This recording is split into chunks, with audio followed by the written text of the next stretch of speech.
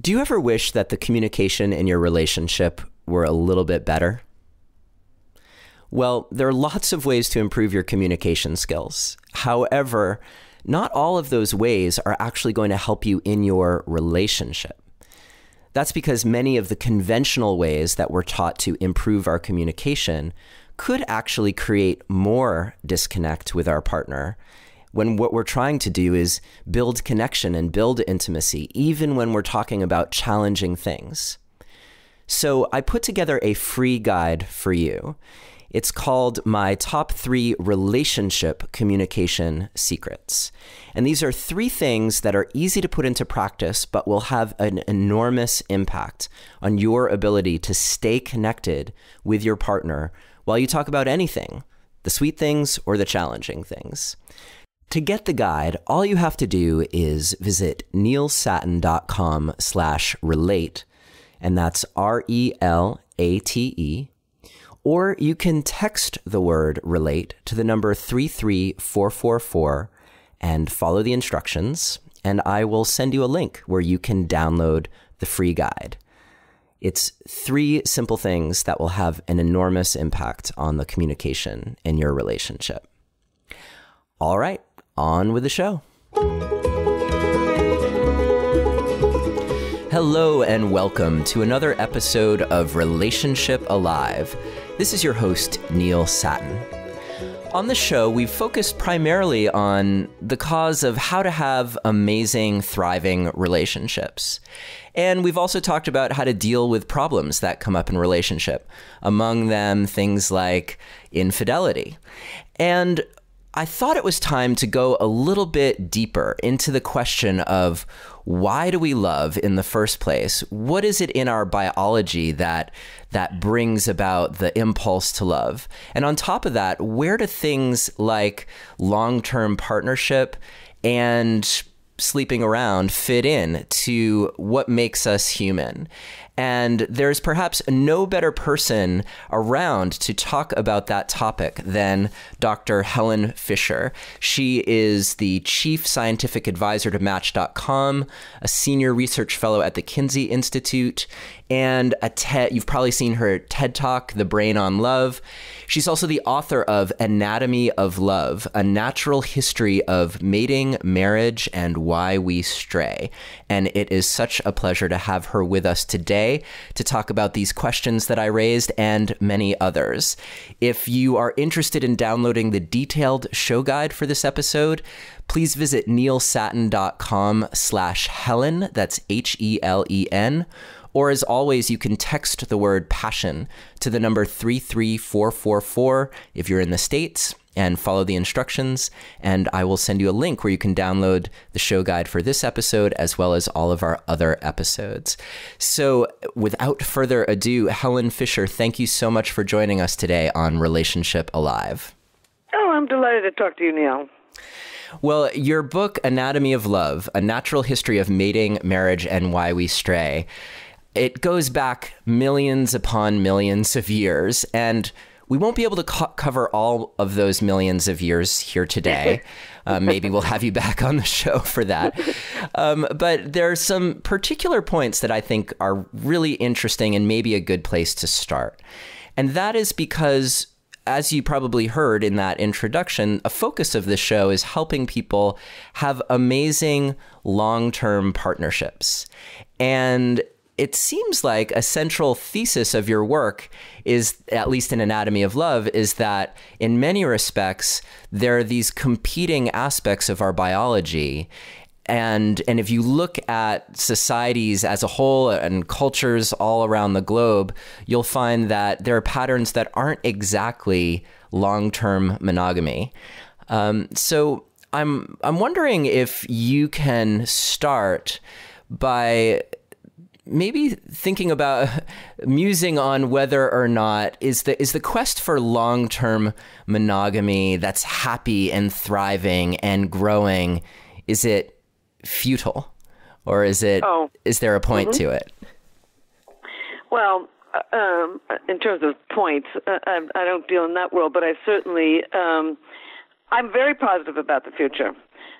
We are built to form pair bonds, just as you said. I do go back 21 million years, and I trace the evolution of pair bonding. Monogamy, mono means one, gamy means spouse, one spouse. It does not mean fidelity to that spouse. In the academic community, it doesn't. It does to people on the street. But the bottom line is, here's the reason that so we are built to fall in love. I mean, I and my colleagues have put over 100 people into a brain scanner, and it's quite clear that the brain is very well built to feel the sex drive, to feel intense feelings of romantic love, and to feel feelings of deep attachment. But as you say, also a tendency to wander. We have both a drive to, build a long-term partnership and also a drive to cheat. Now, people deal with this differently, and I can certainly explain some of the biology of both this drive to fall in love and feel attachment and also to cheat. But why am I so excited about the future? It's something that I call slow love. And it comes from my data with Match.com. I do an annual study with Match called Singles in America. We don't poll the Match members. It's a national study of single people based on the U.S. Census. So it's a representative sample of singles in America. And every year I've noticed that I ask about 200 questions, and every year I ask, have you ever had a one-night stand? And have you ever had a friends with benefits? And have you ever lived with somebody long-term? And every year, over 50% of our 5,000 respondents say, yes, they have. Now, not necessarily in the last year, but certainly in their lifetime. Over 50% of single Americans have had a one-night stand, a friends with benefits, and lived with somebody long-term before they married. And Americans regard this as completely reckless. And I had thought so too. But then I thought, that many people can't be doing something so crazy. There's got to be some Darwinian evolutionary, drive to this. And then I noticed a study that 67% of current people who are living with somebody long-term before they marry are not married yet because they are so terrified of divorce. They want to get to know every single thing about a partner before they tie the knot. And so what I think we're seeing in America and probably around the world is what I call an extension of the pre-commitment stage, a long period before you tie the knot, before you marry. And then it began to occur to me, if there's this, and then commitment light, from pre-commitment to commitment light, just living together, not being responsible for each other's families or children or the money or et cetera. So this is long pre-commitment stage, and it began to occur to me, okay, if people are having this long period of time getting to know somebody before they actually marry them, that gives them a lot of time to really get to know the person and get rid of relationships that don't work for them, so that by the time they walk down the aisle, they know who they got, they know they want who they've got, and they think they can keep who they've got long term. So then I thought to myself, well, okay, if more and more people are marrying a lot later, getting to know the person a great deal before they marry, maybe we'll see happier marriages. And so I did a study of 1,100 married people, and I asked them a lot of questions. But one of the questions was, would you remarry the person that you're currently married to? And 81% said yes. So I do think that the later marriage, and by the way, marriage is getting later and later. I mean, I've looked at 80 cultures around the world through the demographic yearbooks of the United Nations. And the later that you marry, the more likely you are to stay married. And that I've seen since the 1940s. I've seen that trend. The later you marry, the more likely you are to remain married. But here's the second trend. The more you spend time with a person before you marry them and know who you've really got by the time you do marry, the more likely you are to stick together. So, and I do see both trends in the world today. Certainly in America, we're marrying later and later, and we're getting to know the person before we tie the knot. I think they're both very good trends. This doesn't suggest that everybody's going to have a long-term happy marriage. In hunting, I'm an anthropologist, and in hunting and gathering societies, women and men tended to have 2 or 3 spouses during the course of their lives. So this book is also about serial monogamy, a series of pair bonds. And that's probably what we evolved to do, to have a series of partnerships during the course of our lives. But I think what's happening with the young today is they're having this series of partnerships in their teenage years and in their 20s, and then they're marrying. And there's every reason to think that some of these could be very long and very happy. Yeah, and I'm glad you brought that up about seeing serial monogamy in hunter-gathering societies, and then also that's a lot of what's happening in our culture, where people get together, they get together primarily out of romantic love, and they're together long enough to have a child and see that child through to the years when they would be weaned and maybe off to daycare if they're lucky enough to be home with their family, before then. And then it seems like there's this crucial juncture where a couple might at that point decide to split. And it may not be like a conscious decision, but the pattern suggests that after that 3 to 4 years, it's time to find another. You read my book. In my book, Anatomy of Love, of course, I go into this in great detail. What I did is I looked at divorce in 80 cultures around the world. I started in 1947 collecting data. I looked at data through the demographic yearbooks of the United Nations, and they've got data on 80 societies. And they ask every 10 years or so, have you married, have you divorced, how many children do you have, and many other things. And my hypothesis was that people would tend to divorce during and around the 7th year of marriage, not only because of the classic concept of the 7-year itch, but because in 7 years, it would take one man and one woman 7 years to have 2 children, perhaps through infancy, therefore reproducing themselves. And so I thought from a Darwinian perspective that would make sense. But over and over and over, I found it's not the 7-year itch, it's the 4-year itch. If you're going to divorce, and not everybody divorces, but if you're going to divorce, you tend to divorce during or around the 3rd to 4th year of marriage. And I thought to myself, what is this? But then I began to look at pair bonding in birds and mammals, and as it turns out, 97% of the mammals do not form pair bonds. Only 3% do, and we are among them. It's quite unusual that we do form pair bonds. Almost 90% of the birds do form pair bonds. A robin in the spring finds another robin, and they build their nest, and they have their babies, and they stay together. Well, they have to stay together because somebody's got to sit on those eggs, and that individual will starve to death if that individual isn't fed. So among birds who have to sit on eggs and rear their young together, but they don't rear their young past the infancy of the young. When the baby robins fly away, the pair bond breaks up. And it began to occur to me, maybe it's the same in ancient people, that they evolved the drive to stay together at least long enough to raise one child through infancy, about 4 years. That's the natural spacing of births in the human animal. So, and if of course, a child is even 1 million years ago wasn't on its own by age 4, but it could then join what they call a multi-age play group and be cared for by a 7-year-old and a 10-year-old and 15-year-olds and aunts and uncles and cousins. It wasn't totally dependent on the mother for nursing and the child and the pair bond. So I think we must have evolved sort of a predisposition for serial pair bonding, a series of partnerships linked with having one child at a time. So if one man and a woman 1 million years ago fell in love, and I think they were falling in love 1 million years ago, they weren't maybe doing poetry, they may have been doing songs and dances about it.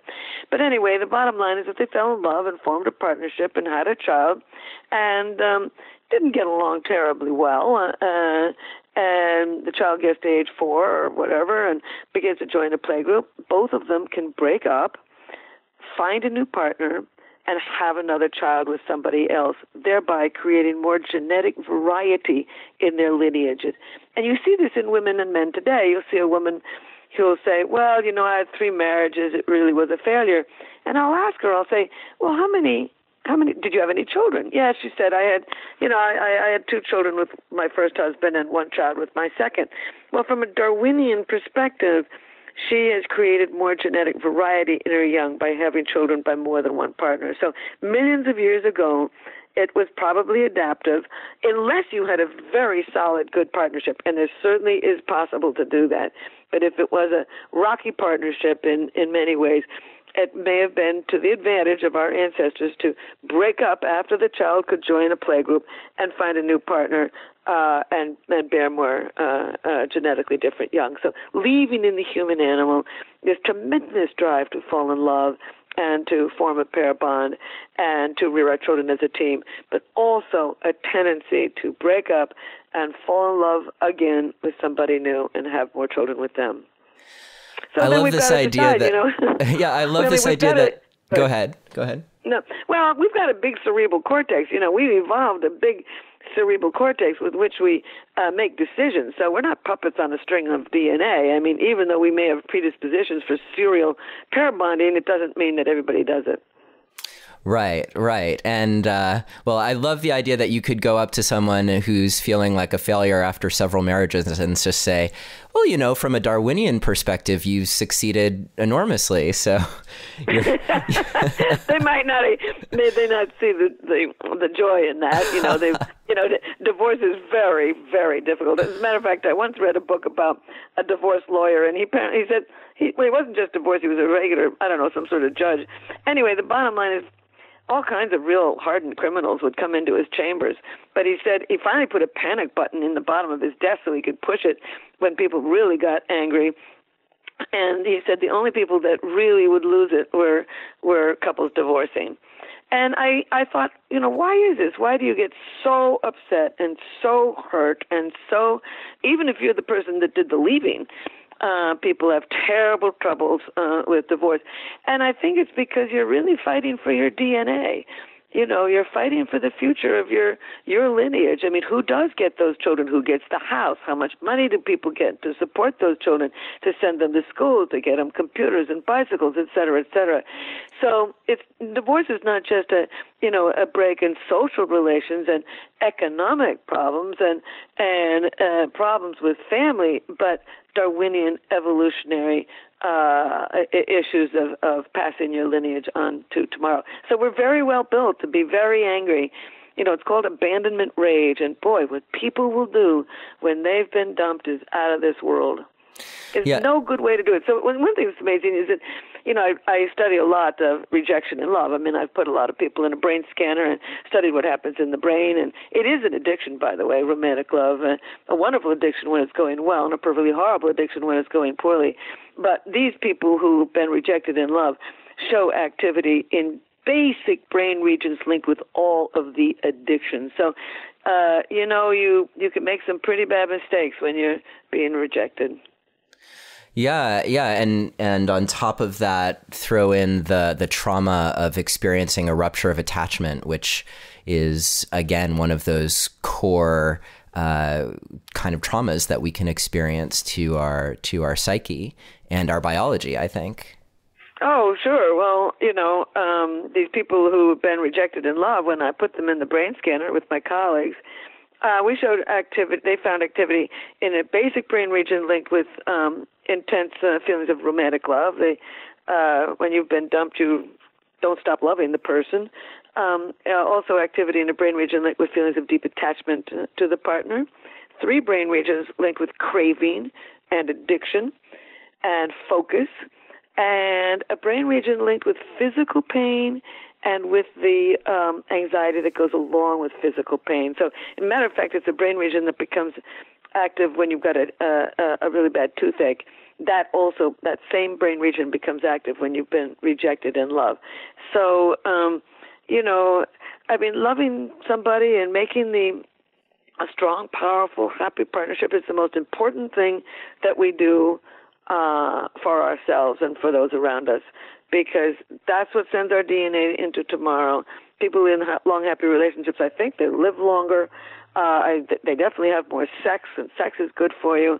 They probably got more good laughs, and that's important. So it's, what you're trying to do, Neil, is smart, to try and understand how people can achieve this. I want to, for you listening, if you are going through a breakup, I just want to point out that one of our guests back in episode 21 was Catherine Woodward Thomas, whose recent book, Conscious Uncoupling, deals with how to handle the pain of a breakup. And I believe that she cites your brain scan studies in her book, Helen. Does she say it's an addiction? I believe so. Yeah, that good. there's that's good. Yeah, because I'm trying to fight I'm not trying to fight, but I'm trying to get the addiction community understanding that romantic love is an addiction. I mean, people pine for love, they live for love, they kill for love, and they die for love. I mean, really, if it's not an addiction, why would you kill yourself, or kill somebody else? So it's a very powerful addiction. Well, of course, I don't know everything that she said in Conscious Uncoupling, and it's something that now that you've mentioned, I really should read the book. There's so much to read. It's just a shame that one doesn't have more time. But anyway, the bottom line is, she may be, she's written a whole book on it. It's got to be, she's looked at it from many angles. And I've only looked at it from the angle of what happens in the brain when you've been rejected in love, and the fact that, it is an addiction. The addiction centers do become active, and I would treat it as a standard addiction. Throw out the cards and letters. Don't write. Don't call. Don't try to be friends for 2 or 3 years anyway, because that just fuels your craving. Get some exercise, give up sugar, get novelty, do novel things with new people, go back to old friends and get hugs and kisses. That drives up the oxytocin system. All the novelty drives up the dopamine system to give you optimism and focus and energy. Exercise drives up the dopamine system to give you some energy and a new lease on life, etc. So I would treat it as an addiction. Now, if you've got children that you're going to have to continue to support together for many years, and have a property you share or a business you share, then you've got to do your conscious uncoupling in other ways, and I'm sure she does very well on that. But anyway, it's hard to do. Breaking up is hard to do, no matter what. The thing that makes me really curious too was that kind of pain, is that happening in societies where it's more normal to do the serial monogamy every 3 or 4 years? Like, how much of that do you think is kind of like cultural learned pain versus that actually everyone, if you're divorcing and you're in Africa, if you're divorcing in the Amazon, if you're divorcing in New York City, like you're going through that kind of pain? Everywhere in the world, people who are breaking up go through pain. I don't study the American brain. I study the human brain. And we have gone to China. Excuse me. Some colleagues of mine have gone to China and done exactly the same experiment that I did in the United States, putting young lovers into a brain scanner. That's only one of our studies. But anyway, it's exactly the same brain. I'm studying romantic love is a brain system like the fear system. You can be scared if you're in the Amazon. You can be scared if you're in Mongolia. You can be scared if you're in the highlands of New Guinea. And you can be scared if you're living in New York City. In the same way, you can be madly in love with somebody and terribly hurt when you've been rejected and terribly angry, whether you're in the Amazon, Mongolia, or anywhere in the world. This is human.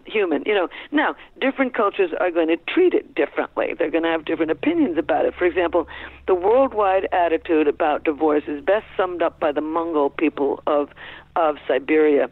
And they say, if two people cannot get along harmoniously together, they had better live apart. So there's a lot of cultures in the world who handle divorce differently. I mean, we go through excruciating discussions of money and children. There's a lot of cultures where everybody knows who owns the child because the child is part of a certain clan. And it's born into that clan, and it will remain in that clan whether that marriage goes on or doesn't go on. So, Americans have an awful lot of property. We've got a very complex legal system, and we've got a real... I don't think divorce is actually as shameful as it used to be. I remember when I was growing up, there was only one girl in the first grade when I was growing up who came from, quote-unquote, a broken home. And these days, the word has even gone out of style. People don't talk about the broken home, and the vast majority, huge number of people, not the majority, but a huge number of people have experienced divorce, either themselves or their sisters, brothers, parents, and children. So it's not we talk about blended families and bonus mothers and bonus fathers, and that whole paradigm is shifting. Father? And a bonus mother. I've never heard that. What's a bonus mother? It's a more positive way of saying someone's stepmom or their stepdad. Oh, how wonderful. Isn't this great? I just love all these new terms. I swear, I'm crazy about the millennials. I don't know if you're a millennial, but I'm crazy about it. Everybody thinks you're not. Everybody thinks they're just laggards and sex monkeys. They are not. These people are ambitious. In fact, these days women are putting off family in order to stick with the career. In the past, once they could have a family, they dropped the career. They're very ambitious, and I think bringing in all these new words. What is it? A bonus mother, or what is it? Yeah, a bonus mom or a bonus dad. A bonus mom. Oh, that's just wonderful. I think that's a very good point, man, a very good indication of people's attitudes changing. I read an article about 6 months ago that really had an impact on me. And, in the past centuries, many centuries, you stayed together for the children, even if it was a perfectly horrible relationship. And these days, over 70% of Americans believe, I think it was 70%, maybe a little less, 60% in there, believe that if it's a really bad relationship, it's better to divorce for the children.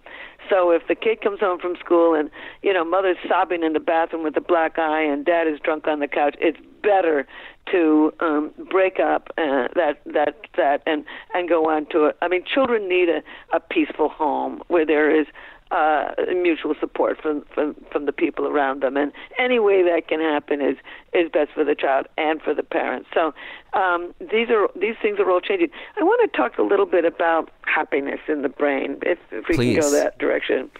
Well, psychologists regularly say what makes a happy long-term marriage, and they're all correct. I've got nothing against any of it. There's some theories I'm more fond of than others, but the bottom line is, there's no question about it that if you have contempt for somebody and if you're constantly arguing, it's not going to make a happy marriage. So, or if you're threatening divorce. So there's all kinds of psychological tips that can be given to somebody to make a happy marriage.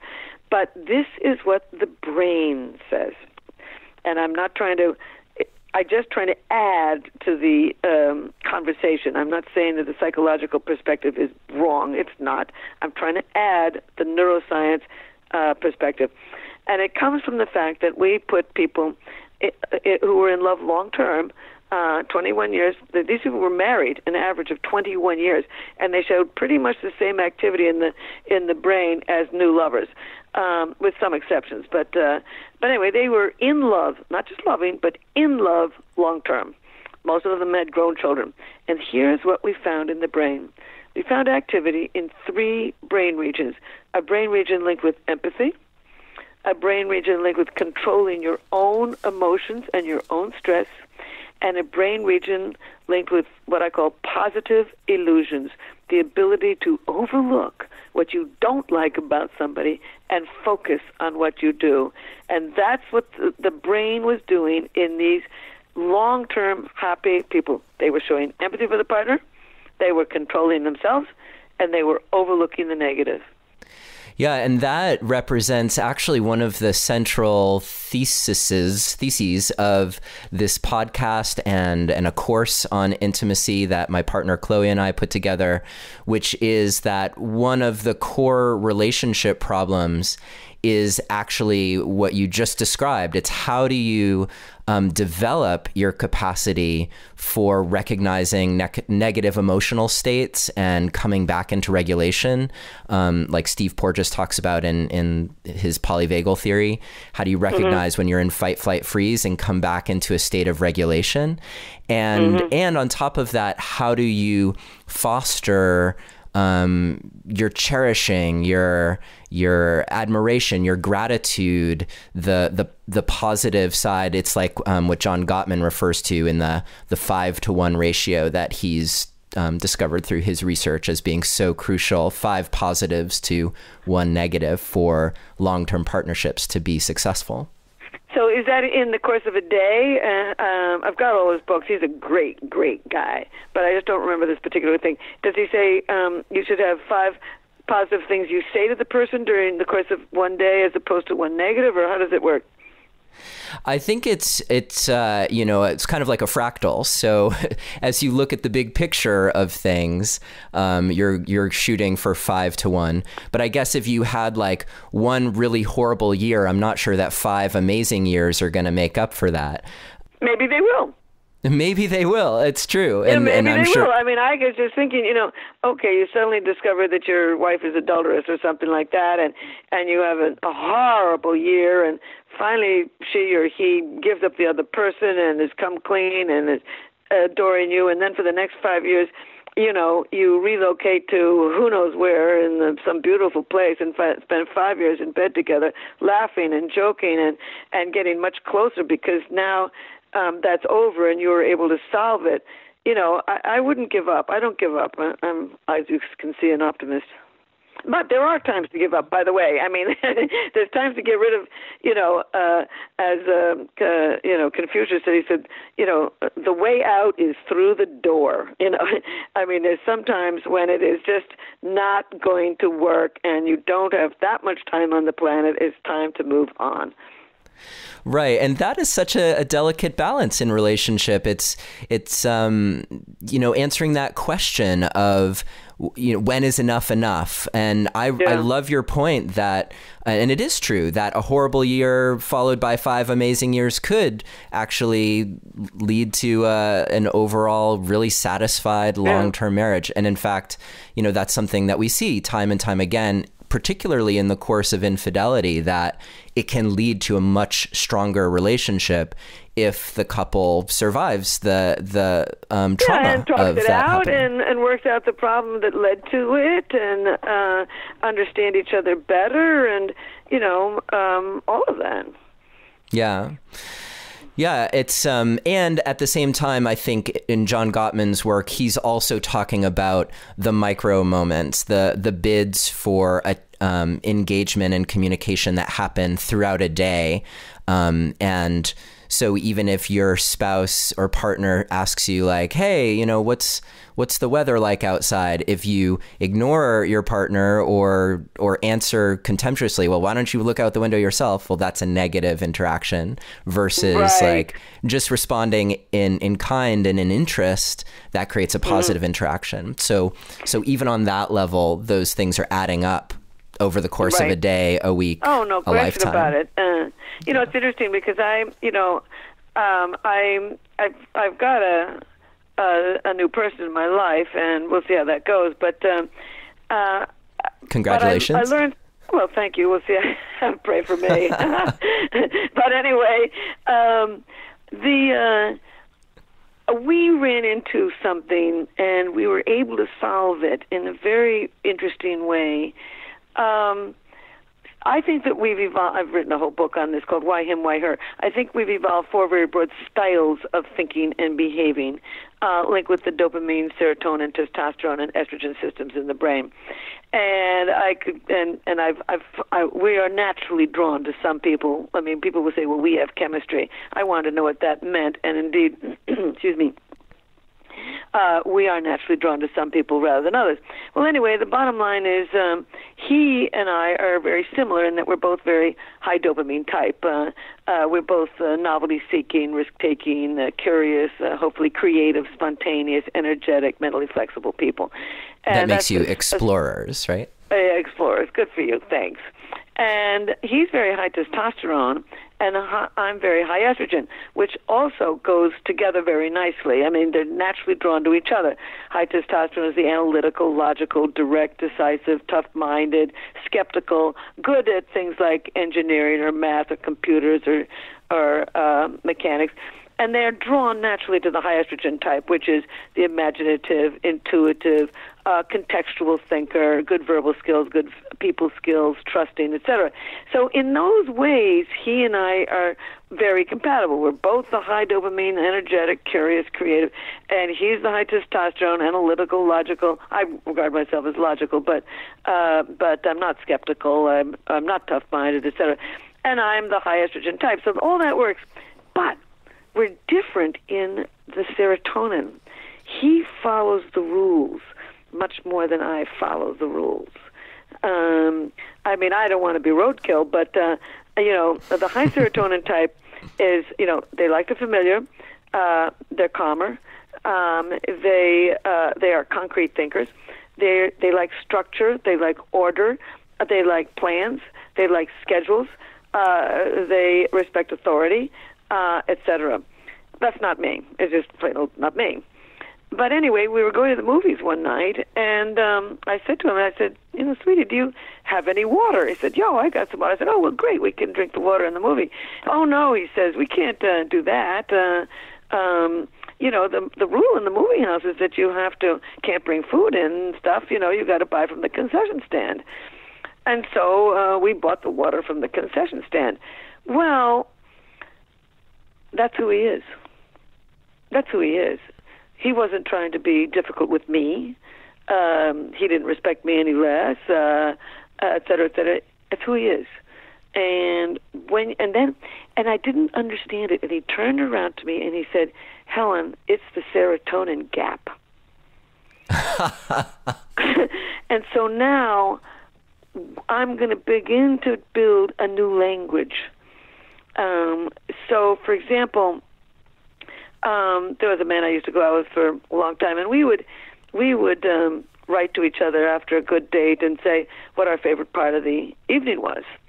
And mine was always something squishy, like, I loved it the way you hugged me right before you said goodbye. And his was something like, I love that part in the movie where we both laughed.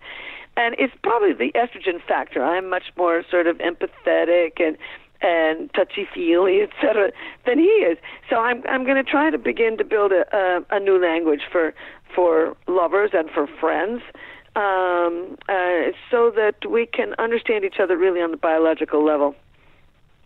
Yes, and I want you listening to know that there is a quiz that you can take on Helen's site, theanatomyoflove.com, and we'll have links in the show notes where you can find out what your style is, although, in the broad strokes that you just painted, you may even already have a sense of where you're most expressed and where you're least expressed.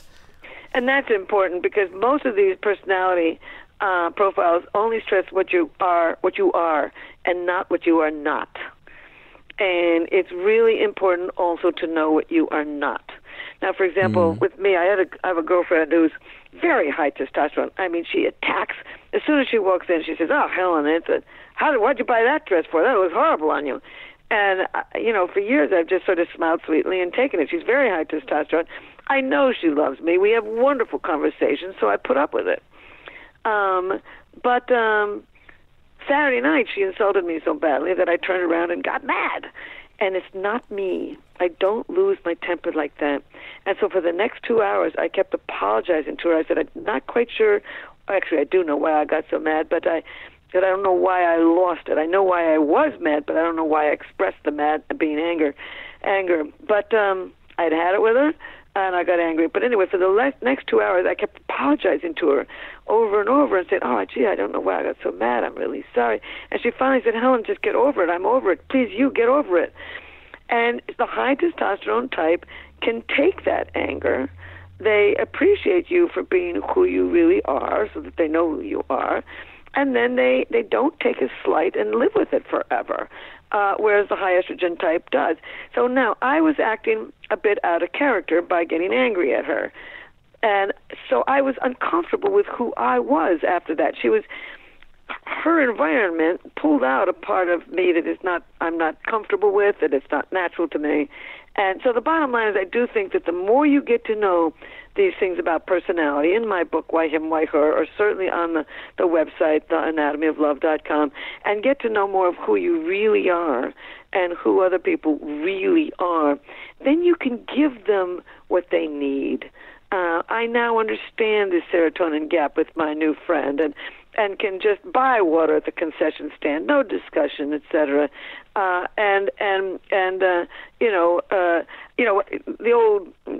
The golden rule: do unto others as you would have done unto you. It's not right. Do unto others as they would have done unto themselves, and then they'll hear you, and you can win. Now, if their world is such that you don't want to play in that ball field, then you got to go. Good point. Good point. Or, maybe it becomes a cause for celebration instead of consternation. Like I could imagine you sneaking a bottle of water into the movie theater and pulling it out and having a laugh with your guy. I don't think I'll try it, but but it's an idea. It's an idea. Yeah, but I got, right. John Gottman concept. Sorry. I was just going to say you'll get a sense of his capacity for positive illusions when that happens. That's a very cute thing. That's very cute. I am chief scientific advisor to Match.com, and I work with a wonderful woman there, and she has a wonderful husband, and so they know all about my work, of course. And when he's irritated with something, he goes up into the bedroom. He opens, apparently, I haven't seen this, his closet door, which is a long, full-length mirror, flaps his elbows up and down, screaming, "Positive illusions, positive illusions." But we have all kinds of tricks for creating a good marriage, and it's worth using them. Yeah, and I'm curious, do you think that in a sense, we're developing new capacities? So this ability to recognize that you're triggered and control your negative emotional states and to foster positive illusions. Do you think that represents an evolutionary step, possibly, since that's not part of the natural cycle of things? Neil, it's a very interesting question. I think we're always overlooking the negative in many of our relationships. And we're walking along with rose-colored glasses. We don't figure we're going to die tomorrow. We figure hopefully we're going to pray for our kids getting through school, and we spend a lot of time. I think deception. The brain is very well built to deceive yourself. You can overlook all kinds of things very naturally in a person, and so I don't think this is a new phenomenon. I think it may be tagged with a new name. Positive illusions is perhaps a good new term for it. A little like bonus parents, it's naming something that is always been there, but now it's got a name. So I would guess that if we went into the Amazon and we talked to some woman about her husband, she'd probably say, "Oh, I just can't stand. He's just so sloppy, but boy, he's a good hunter. He brings in the best food of everybody in the village." I think you'd hear the same sort of stuff. Yeah. These are people, everywhere in the world there are people. Everywhere, it's the same old basic brain. Cultures are very different, but the biology is very similar. Right. Well, and we've created an interesting mix, particularly at this time in history. I was really struck in Anatomy of Love when you were talking about how as soon as we started farming, that really tied a couple's economic welfare to a particular place, to their land, and that from there, that was really where this emphasis on long-term monogamy was seemingly born.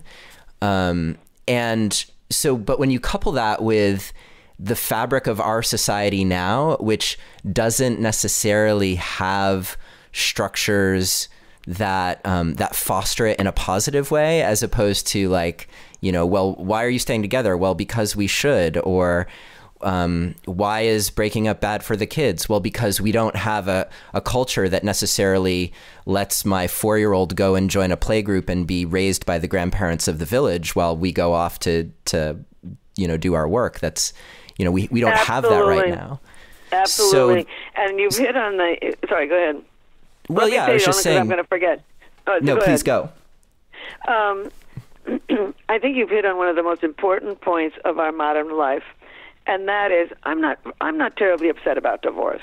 I think if I'm like the Mongols of Siberia. If two people cannot get along harmoniously together, they'll live apart. And most Americans now agree with me and that concept. The problem is we're losing local community.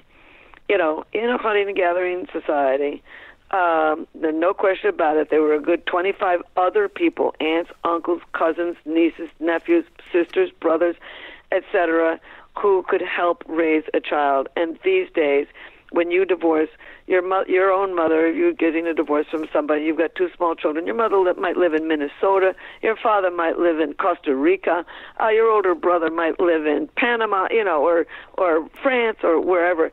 So, the loss of local community is really an issue. And what we're doing now, actually, excuse me, is rebuilding it in a strange way. I call it the association. Instead of having your parents around and your friends around, your relatives around, we're building friendship circles, really, associations, groups of people who help each other out. But it's not quite the same as the local community based on consanguineal, based on blood, but it's based instead on just friendship networks. So we are trying to rebuild local community, but that, I think, is a serious problem in our modern world. When a couple breaks up, you've got, people are so upset with a single mom or a single father. They realize how difficult that is. I'm often upset that it's just a man and a woman. There should be grandparents. There should be. We were built to have an awful lot of people around helping you raise that child. And that seems to be vanishing in our modern world. I do think that we are continuing to try to build new ways of doing that, of building a local community. But so many of our communities now are on the Internet. I've got lots of friends who I only see once every 2 or 3 years because they live in different parts of America or the world. I'm in constant contact with them, but I don't see them regularly, and they certainly wouldn't help me get to a hospital if I was sick because they wouldn't be here. Mm. Yeah, I think you're right that we are recreating those social structures, and I'm thinking of recently a friend who got surgery, and then we created a meal train where a bunch of people signed up to bring meals to the house, and those technology allows us to do those things more easily, which seems like a way that technology is potentially helping. And I know you talk about how you're generally pro technology, I think, and though there are plenty of people who are talking about how it's breaking down in many respects the intimacy and our ability to have focused connection versus being really distracted. So that's a whole nother conversation. I don't think these people understand the brain. We're built for focused connection with people. I think that some people these days write 15,000 emails during the course of the year. They're constantly on their cell phone. You can't walk down the street in New York City, you can't get on a bus, you can't get on the subway, you can't get on a train without hearing everybody around you chattering with their friends and relatives. So I do not think that technology is creating we've got more friends who are long distance, no question about that. In the old days, they had to write letters, so time has changed. You write a letter now, you get a response in 20 minutes, as opposed to 6 weeks on a boat where your letter is going. But technology can't change love. This was my last TED Talk. I've done 5 TED Talks. I'm a TED All-Star, and the last one was "Is technology changing love?" Technology can't change love. This is a brain system.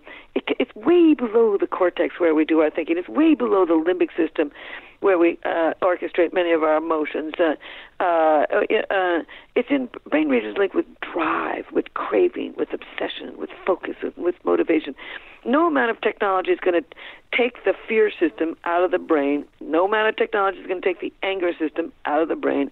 And no amount of technology is going to take our human drive to fall in love and form an attachment out of the brain. Now, technology is definitely changing how we court. No question about it. Today, more people meet on the Internet than through a friend. And much more meet on an Internet than in a bar. Only 6%. I do this annual study, as I mentioned, with Match, and you ask where you met your last person you went out with, and the last person you created a real relationship with, and 40% this past year, 2016, 40% of singles who got themselves into a relationship met that person on the Internet. Only 25% met somebody through a friend, and only 6% met somebody in a bar. So, even in church.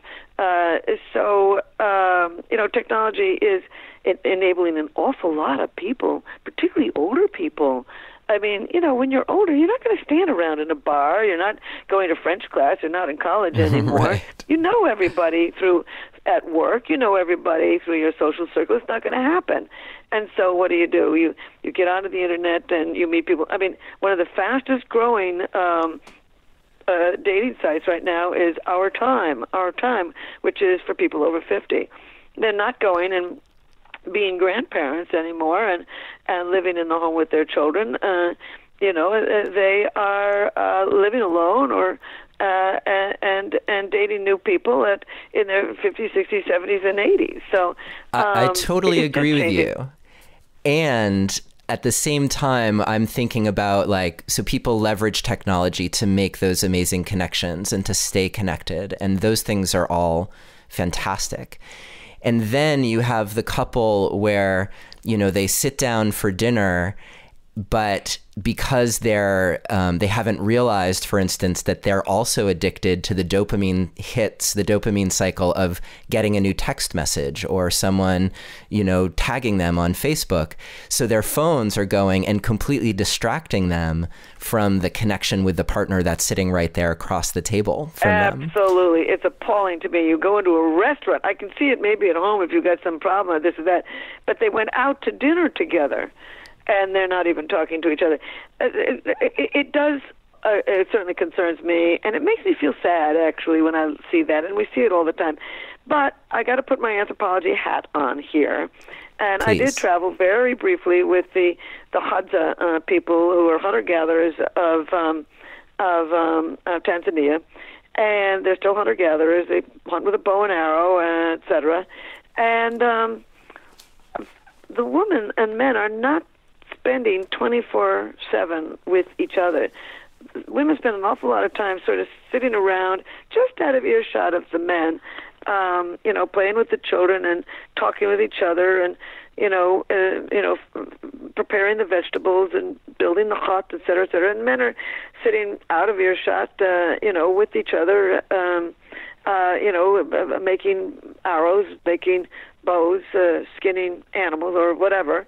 And this concept that the couple needs to be always together and always connected and always talking is, I think, something that you and I and the rest of our culture cherish. I certainly cherish. But I don't know if it's necessarily always the most natural way, and that although it upsets us, and it certainly does upset me, it might be, they might be, both of them, doing important things with friends that are sealing them together so that next Saturday night they both go off to bowling or wherever, or bridge or the opera. So I don't want to pass judgment on people. It makes me feel sad, but I'm a member of our culture, and I like that concept of a very strong, intimate pair bond, particularly during a meal. Yeah, and I think it's again a balance that we need time for deep relating if we are in fact trying to grow and have a long-term successful partnership, because it's that deep relating that gets you to really know your partner deeply, to understand them the way they want to be understood, as you were talking about earlier, and to be able to give them what they need. And at the same time, if you're just totally in that bubble of your universe and not exposing yourself to the ideas of the world or to the rewards of friendship, then it could be claustrophobic too. So it's a balancing act. In a good relationship, everybody feels that they've got a good deal. That it's balanced. And in a bad relationship, they both feel that one feels that they don't have the right deal. I want to say one other thing about happiness, which we've been talking about. Here's what biology can say about maintaining a long-term happy marriage.